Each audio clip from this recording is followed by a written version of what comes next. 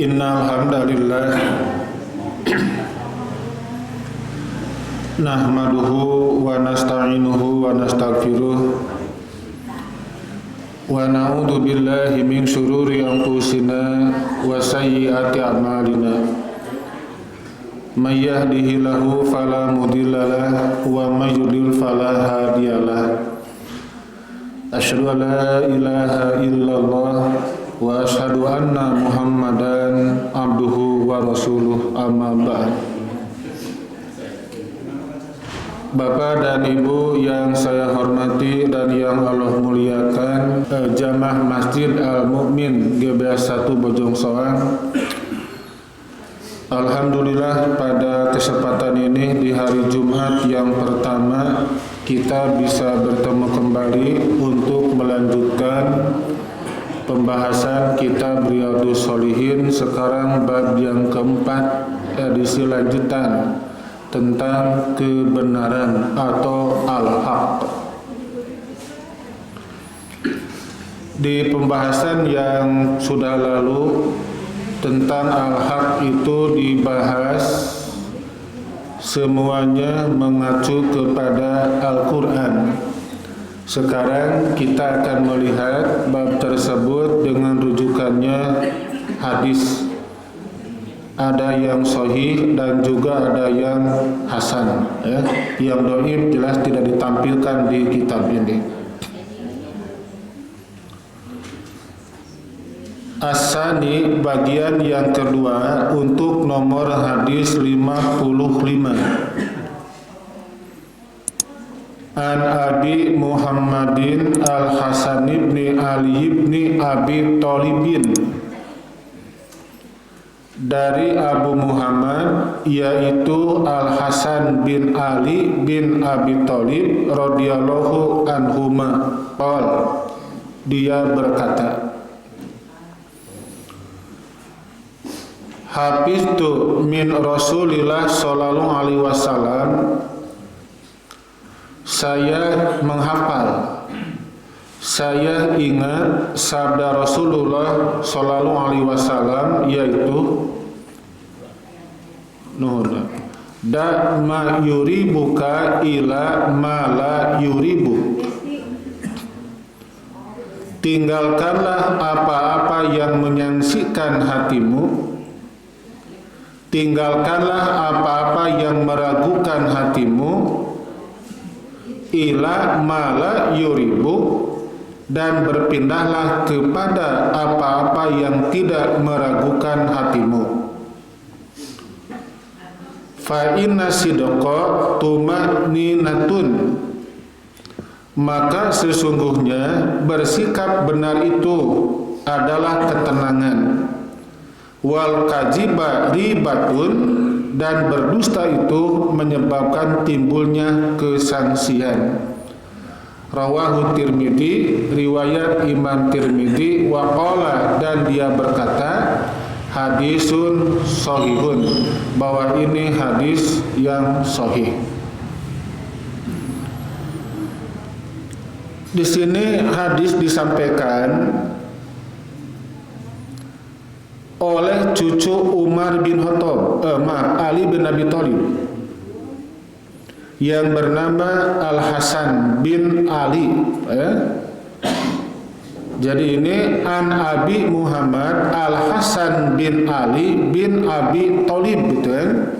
Abu Thalib kan paman Nabi Muhammad, Berarti itu Abi Muhammad merupakan cucunya Abu Thalib, gitu kan. Dia mengatakan, saya teringat atau saya hafal sabda Rasulullah yang isinya da ma yuribuk ila ma la yuribuk, tinggalkanlah perkara yang kamu ragu menuju pada perkara yang kamu lebih yakin. Karena ibadah apapun yang kita kerjakan jika berangkat dari sebuah keraguan, qad aso abal qasim, kata Nabi, sungguh dia telah durhaka kepada Rasulullah. kita mendirikan ibadah sholat, modalnya keraguan itu batal, henteu senanya ada hoream kateder sholat, itu tidak akan diterima sholat kita. Bahkan kata Nabi, Pakot aso Abul Qasim, maka sungguh dia telah durhaka kepada Rasulullah. Siapa? Orang yang beribadah berangkat dari sebuah keraguan. Bapak dan ibu akan sholat, sholatnya sholat isya. Kemudian muncul dalam hati batal acannya itu sampai ngitung kana kancing batal tuh oh tuh senang langsung kamati sholat. Itu kan keraguan Pak semuanya. Jangan kita lakukan hal seperti itu. Nah, keraguan zaman sekarang di negeri ini jarang terjadi ragu tentang batal dan tidak batal. Tapi ketika jatuhnya tanggal 1 Syawal, jatuhnya tanggal 1 Ramadan, jatuhnya tanggal 1 Zulhijjah, orang kan mempertimbangkan dan memperhitungkan. Ketika akan jatuh tanggal 1 Ramadan, itu pemimpin di negeri mereka kan mengadakan sidang isbat untuk menentukan apakah besok jatuh tanggal 1 Ramadan atau belum. Nah, demikian pula ketika akan tibanya tanggal 1 Syawal, mereka pun sidang isbat untuk menentukan besok lebaran acan, gitu kan. Nah, itu sementara orang-orang telah membeli baju geus ngupat gitu kan Pak ya. Beli sorban, beli berbagai macam untuk lebaran besok, diumumkan tulus lebaran teh, pakai tok lebaranna. Wah, terjadi lebaran kan gitu Pak ya. Nah, muncul keraguan ketika ditetapkan oleh pemerintah 1 Syawal misalnya. 1 Syawal jatuhnya pada hari Sabtu, sementara organisasi menyatakan jatuhnya pada hari Minggu. Masyarakat bagaimana? Ragu masyarakat. Sampai pernah terjadi dalam satu keluarga karena mereka itu beda paham atau beda rujukan. Ini mengacunya ke A, ini mengacunya kepada B. A dan B mereka beda kesimpulan hukumnya. A menyatakan 1 Syawal jatuhnya pada hari Sabtu, B menyatakan 1 Syawal jatuhnya pada hari Ahad. Kita selaku masyarakat pilih yang mana? Kata yang ini aku pilih yang A. Itu dalam satu keluarga. Ini nyatakan aku pilih yang B. Satu keluarga mereka beda lebarannya. Yang terjadi apa? Mereka saling salahkan. Kenapa ente geus lebaran can anggeus Ramadan geus? Cek anu ieu ente meni gotol puasa kene geus lebaran cenah ayeuna. Itu salah dua-duanya, Pak. Muncul kan keraguan buah-buahnya si itu anu bener. Cek itu kumaha? Buah-buah si itu anu benar, kan muncul keraguan. Nah, jika itu terjadi, kata Nabi, da ma yuribu ila ma la yuribu. Tinggalkanlah perkara yang menyaksikan hatimu dan berpindahlah kepada perkara yang tidak menyaksikan hatimu. Mana yang yakin buat kita? Saya yakin akan mengambil keputusan dari A. Apapun yang terjadi jangan kita perhatikan, biar kita jalan masing-masing saja. Kata ini saya akan mengambil kesimpulan dari B, silakan pegang, amalkan, jangan banyak koreksi kepada orang lain ya. Nah, itu kita lakukan untuk menghilangkan apa?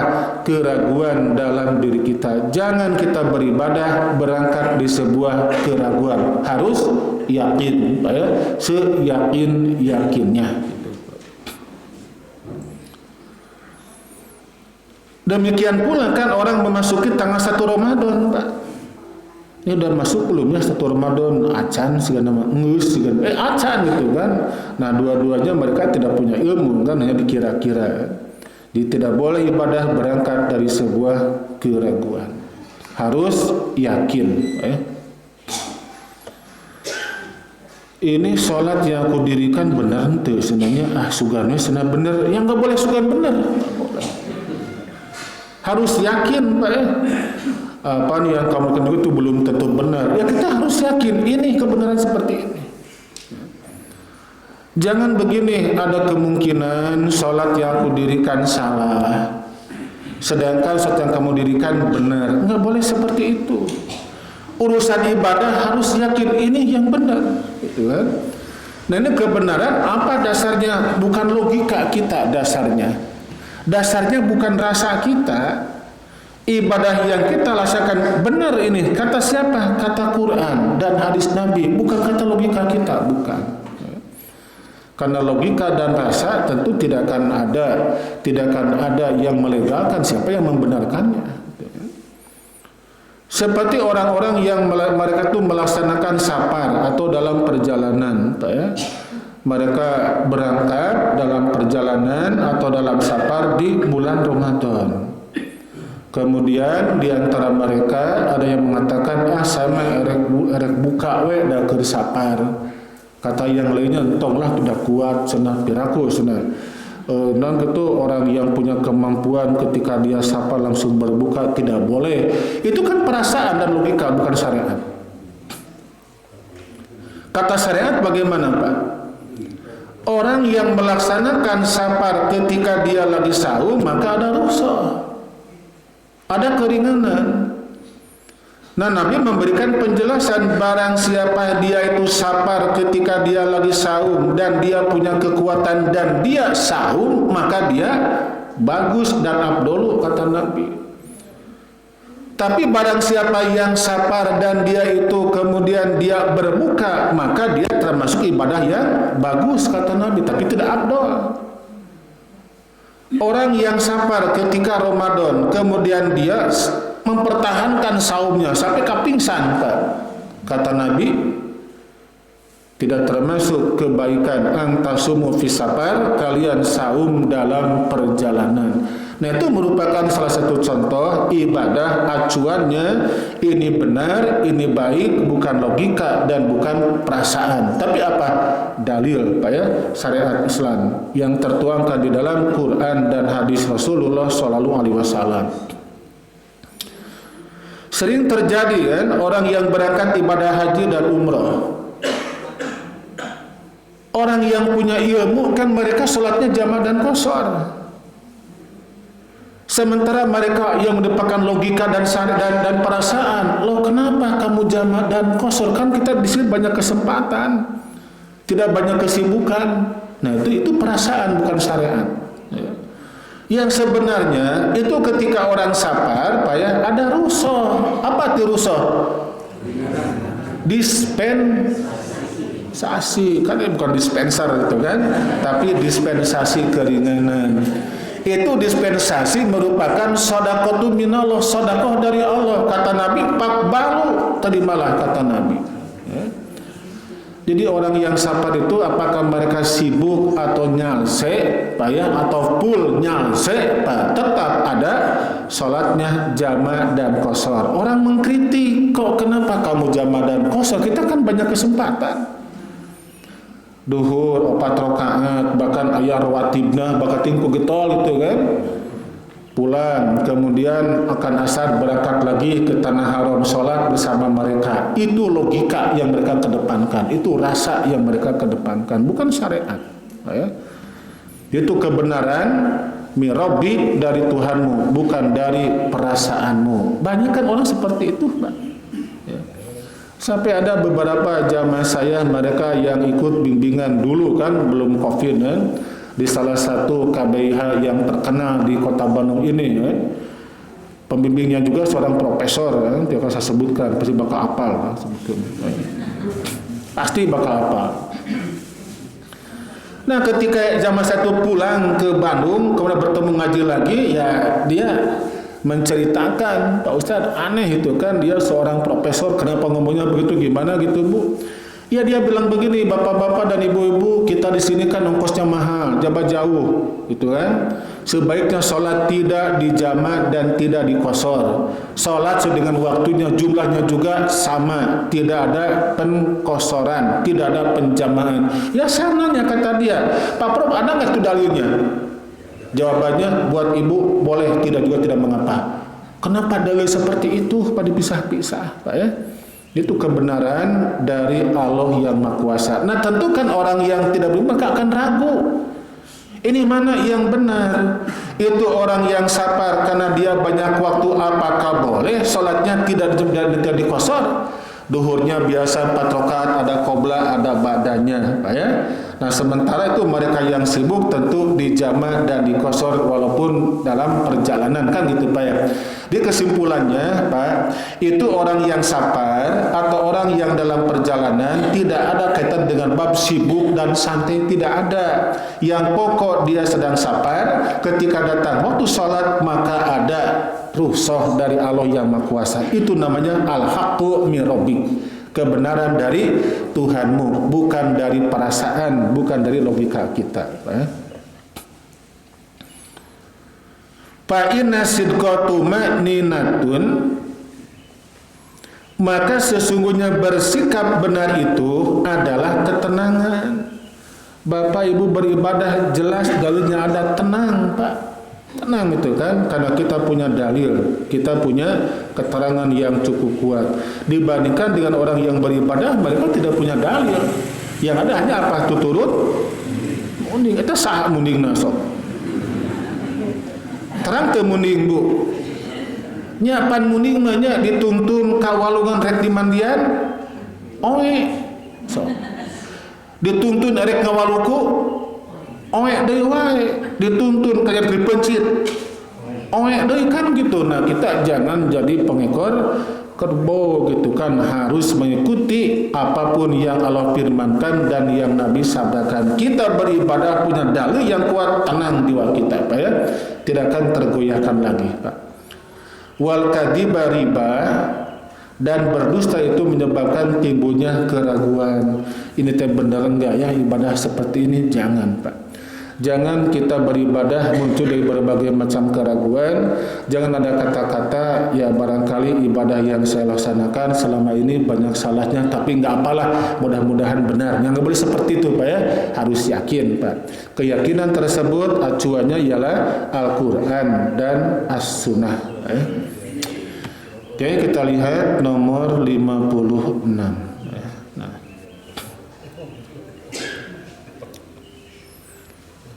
Saya akan baca langsung terjemahannya biar cepat Pak. Dari Abu Sufyan bin Sakhar bin Harb radhiyallahu anhu dalam hadisnya yang panjang dalam menguraikan cerita Raja Hercules. Itu Raja Hercules itu merupakan salah seorang raja yang mempersilahkan utusan Nabi Muhammad untuk bercakap, berdialog. Di atas siapa? Heraklius diantaranya, Pak ya. Hercules kalau di kitab. Itu hadisnya panjang, Pak. Panjang. Jadi ketika dia itu menerima surat dari Abu Sufyan di Rasulullah, ya, itu singkat padat kan surat nanti, Pak. Hada risalatun min Muhammad Rasulullah. Ini surat dari Muhammad utusan Allah. Aslim taslam, itu langsung nanti. Berislamlah kamu agar kamu selamat, gitu kan. Ini surat dari siapa? Ujug-ujug maksud gitu kan, tidak ada dalam grup misalnya gitu kan.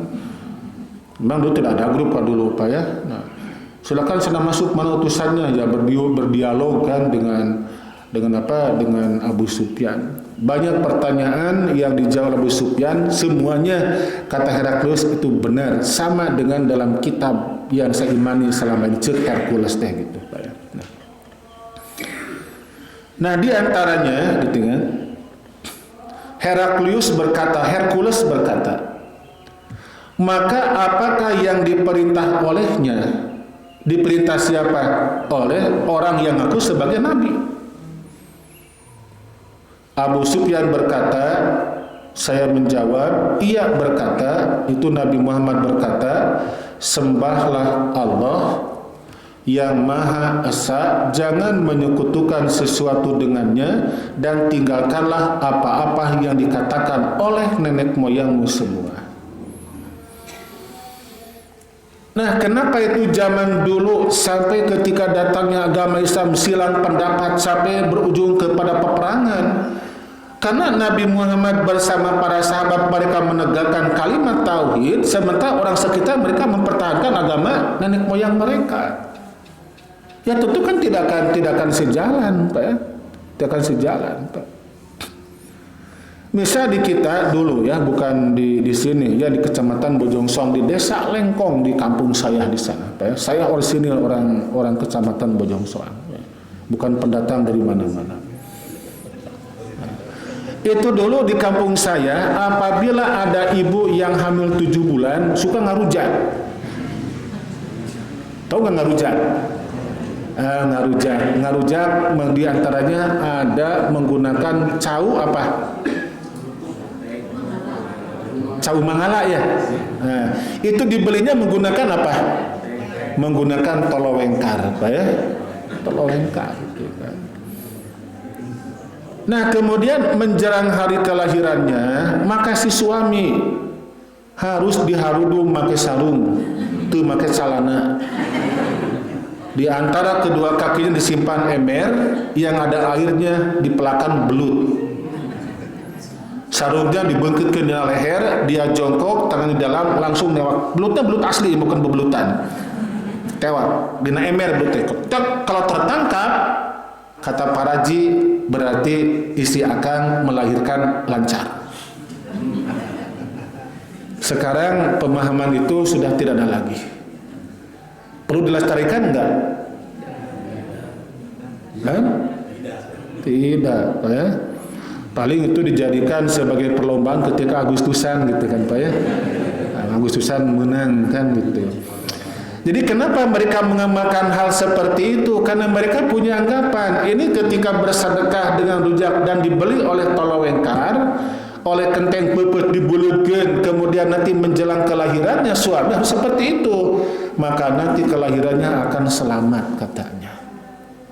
Ada lagi orang yang membuat bangunan rumah, Pak ya, ketika dipasang suhunan, maka itu bagian atasnya kan dibungkut dengan bendera merah putih, kemudian digantungkan pare, digantungkan kelapa muda, ada janurnya. Kalau dipaku dengan paku emas, itu tujuannya untuk apa itu?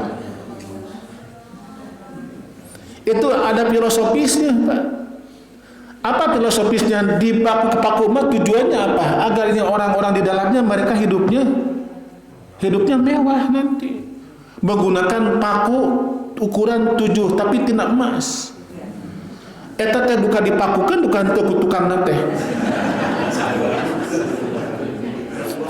Cen boga nate mah dipakukan atos dibebaskan misalnya kalebet senagan pada saku ayah kan, itu bisa terjadi begitu pada apa naon-naon itu gitu kan. Kalau ini padi untuk apa padi? Ini padi tujuannya agar penghuni rumah mereka sejahtera, tidak pernah kelaparan, tidak pernah ada cerita dia tidak punya beas. Kemudian kelapa muda, janur, tujuannya apa? Untuk menyejukkan hati para penghuninya. Itu kan tahayul semuanya, Pak. Di zaman sekarang juga di negeri ini masih ada orang yang punya paham seperti itu. Nah, yang saya ketahui di Lengkong, Bojongsong, tempat kelahiran saya, ya tidak ada gitu kan. Nah, itu di kampung saya sekarang sudah jarang penduduk yang aslinya, sudah pada pindah, Pak. Dijual tentu ke orang-orang Jakarta, dibikin kos-kosan. Orang saya udah pindah, wah kasih si gunung gitu kan, terseret semuanya. Yang ada hanya saya di sana, ya. Saya juga yang adanya tinggal rumah, saya pindah ke Ciganiti ya. Rumah di sana diisi oleh para pendatang itu kan, dikontrakin itulah, biar punya uang nanti kan gitu. Jadi kata Nabi bagaimana? Tinggalkanlah apa-apa yang dikatakan oleh nenek moyangmu semua. Tinggalkan. Nah, ketika Nabi bersabda kalimat seperti disampaikan kepada Raja Hercules atau Heraklius, maka muncul kan keraguan di kalangan mereka. Ini mana yang benar? Apakah kebiasaan nenek moyang kita atau apapun yang Nabi sabdakan? Gitu.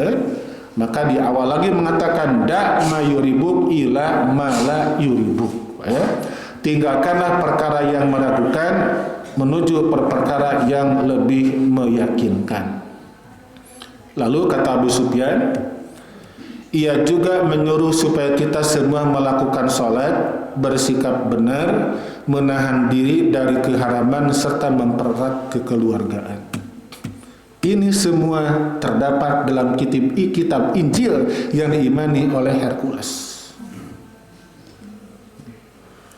Sampai hampir saja itu raja menyatakan keislamannya, waktu para pejabat mereka begitu gemuruh, Pak. Mereka menolak semuanya, gitu kan? Maka Hercules pun mengurungkan niatnya untuk masuk agama Islam. Itu tulus tak Islam, Pak. Karena para pejabat mereka menolak untuk menerima agama Islam. Nah, di hadis ini mana yang perlu kita angkat untuk bagaimana korelasinya dengan judul kebenaran, Pak ya. Jadi di sini, Pak, sembahlah Allah, jangan menyekutukan sesuatu dengannya, itu mutlak sebuah kebenaran. Nah, sedangkan yang dikatakan nenek moyang itu merupakan sesuatu kebatilan, maka tinggalkanlah kebatilan, tegakkanlah untuk menyembah kepada Allah yang Maha Kuasa. 57, hadis keempat dari nomor 57. Dari Abu Sabit, dalam suatu riwayat lain disebutkan Abu Sa'id, dan dalam riwayat lain pula disebutkan Abul Walid, yaitu Sahal bin Hanif, ya. Dan dia pernah menyaksikan peperangan Badar. Artinya dia merupakan pahlawan perang Badar.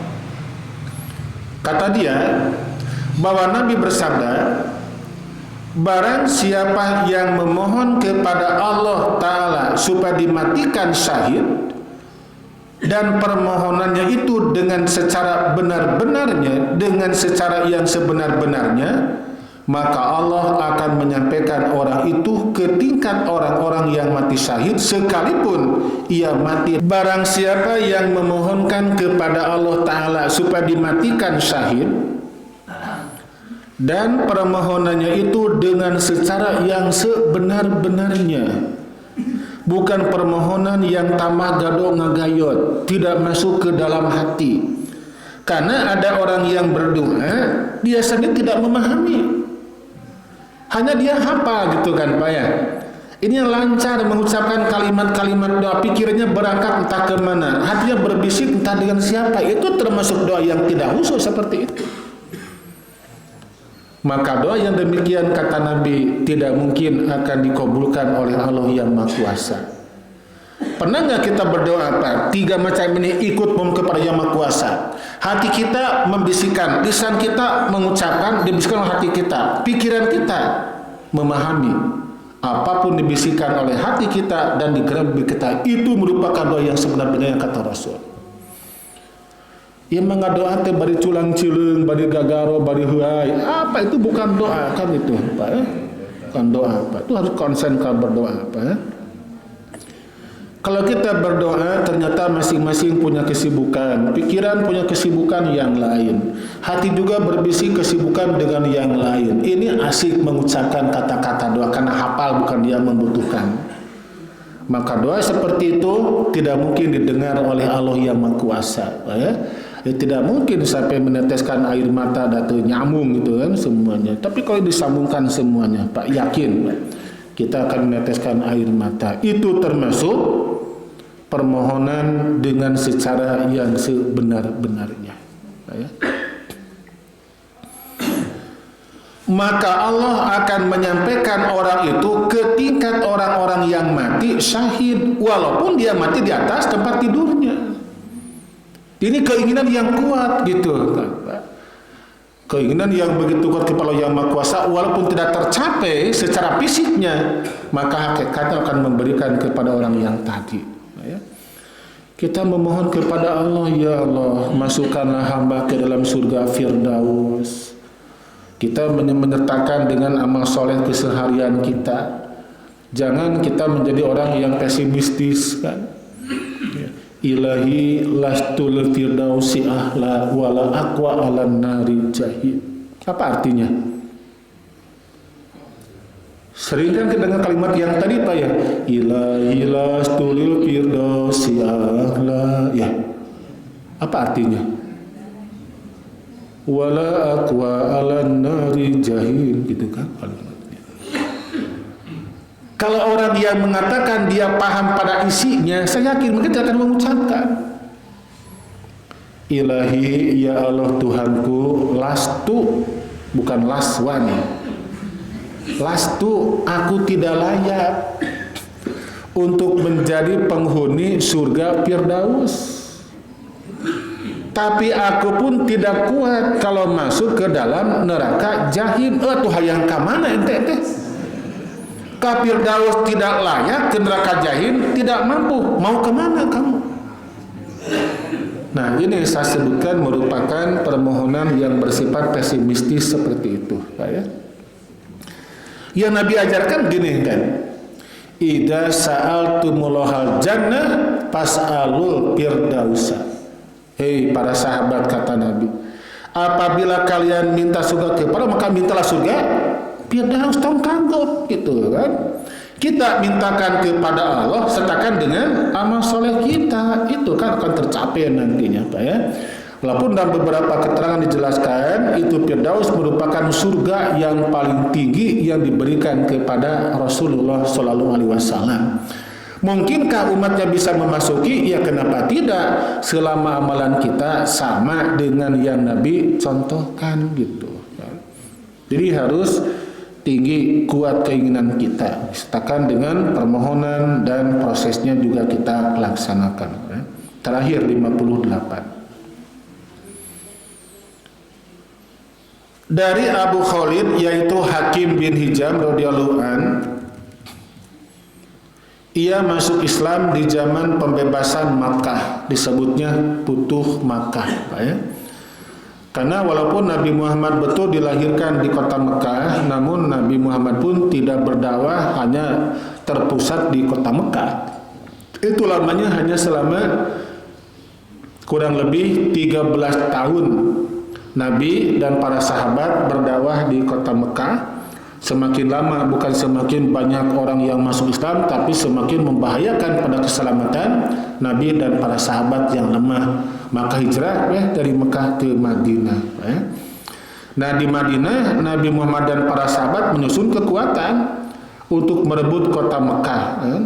Maka terjadilah ya, di tahun 10 dari Hijriah, berarti tahun ke-23 setelah menjelang kewafatan Rasulullah, adanya Futuh Mekah, pembebasan kota Mekah. Ketika kota Mekah dibebaskan milik kembali umat Islam, maka seluruh berhala di Ka'bah itu dihilangkan semuanya, Pak. Itu di Ka'bah kan terdapat 360 berhala, Pak ya. Disimpan di paling gedenya. Berhala yang bernama Lata dan Uzza disimpan di bagian atas bangunan Ka'bah. Sekitarnya banyak berhala. Semuanya ada 360 berhala semuanya.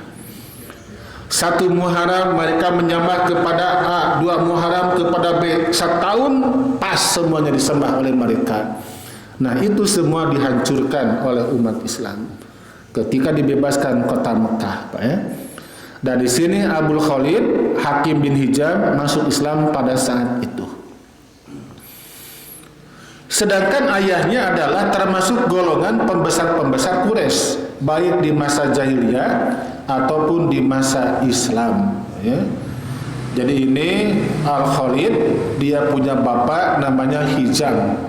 Hizam itu seorang tokoh atau pembesar baik di masa jahiliyah maupun ketika dia masuk Islam pun tetap menjadi seorang tokoh masyarakat, namanya Hizam, anaknya Khalid.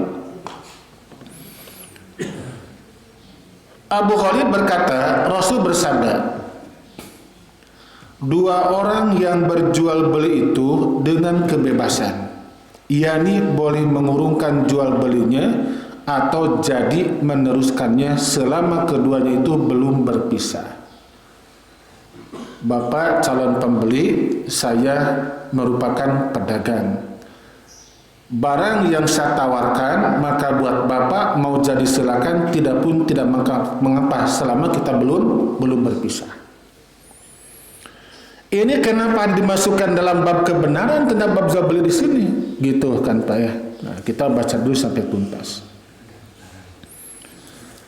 Apabila keduanya itu bersikap benar, nah di sini kata kuncinya, dan menerangkan cacat-cacatnya, maka diberi berkahlah jual beli keduanya. Tetapi jikalau keduanya itu menyembunyikan cacat-cacatnya dan sama-sama berdusta, maka dileburlah keberkahan jual beli keduanya itu. Ya. Kata orang yang punya barang, ini barang dijamin di Bandungan hiji-hijina ieu. Ya pasti eta hiji-hijina barang teh. Tapi maksudnya apa? Untuk menarik perhatian orang yang berniat untuk membeli. Nah yang pokok, ini orang yang punya barang dia memuji serta terkebek kepada barang yang akan dia jual. Yang akan membeli dia juga bersumpah, demi Allah saya tidak punya uang, padahal dia punya uang. Ini kan muncul dosa dua-duanya Pak ya. Tapi kalau mereka mengatakan, Pak, iya barang yang saya jual teh ini cacat nanti Pak. Daun cacat nanti sebenarnya iya mengatinggal senaku Bapak. Kata yang mau beli, ya tidak mengapa lah seharganya senang sakia gitu kan. Itu kan jujur kedua-duanya Pak. Ya. Maka barang yang dijual oleh orang yang punya dengan ada kejujuran di dalamnya, ketika dia uang terima ada barokahnya. Nah demikian pula barang yang dibeli oleh si pembeli ini dengan harga yang cocok, yakin itu barangnya akan ada barokah di hadapan Allah yang Maha Kuasa. Penyebabnya apa? Di dalamnya ada kejujuran, ada kebenaran dari kedua belah pihak yang tadi. Bapak Ibu membeli stroberi satu box, bagian atasnya arasak gelede. Sabara ieu 50.000 sabukna teh. Ieu cenah pagi mangga ieu kareut aramis arageung cenah. Udah katempo kan barada apa ya? Beli kan 3 box ditawar kilo 100.000 temikeun itu kan. Pokona mah jadi sabaraha lah eta mah. Ketika datang ke rumah dibuka teh anu jerona mah laletik tiba buruk. Sebesar apapun laba yang dia terima dia akan ada barokahnya. Kenapa? Karena tidak ada kebenaran dalam kepribadian, tidak ada ini. Tidak apa? Tidak bersikap jujur dan benar. Ya. Mungkin Bapak pernah mengalami kan hal yang seperti yang pernah saya alami seperti itu. Kan? Ya kayak cerita nu dagang teh kumaha nya meni abong kanu ngaliwat kan gitu Pak ya. Memang bagian atasnya mah bararada gitu kan, coba bareureum ketika dibuka di rumah geuning kana dieu coba pararetot gitu kan. Ada lagi kan mochi itu kan bungkus mah badak pada dibuka teh jero dengan tilu jebala leutik gitu kan. Tahu kan mochi? Ya mochi teh kan singkatan gitu Pak ya. Bukan singkatan tina naon kan gitu Pak ya. Apa?